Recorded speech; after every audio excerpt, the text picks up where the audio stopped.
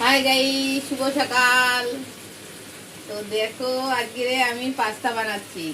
তো পাস্তাটা কিভাবে বানাচ্ছি সেটা দেখুন। প্রথমে পাস্তাটাকে একটু গরম জলের মধ্যে দিয়ে সেদ্ধ করে নিয়েছি ভালো করে, দিয়ে তারপর ওটাকে ঝাড়িয়ে নিলাম জলটা। আর কড়ার মধ্যে তেল দিয়ে পেঁয়াজকে একটু ভাজা ভাজা করে নিলাম। এই ডিমটা ভেজে রেখে দিয়েছিলাম তুলে। এবার ডিমটা দিয়ে দেবো। এর মধ্যে নুন আর লঙ্কা দিয়ে দিলাম। এবার দেখুন, এর মধ্যে একটু এই সয়া সস দেবো, একটু অল্প করে।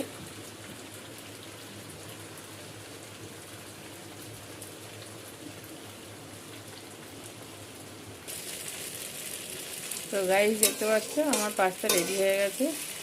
এবার নামিয়ে নেবো। ভালো লাগবে গাইস।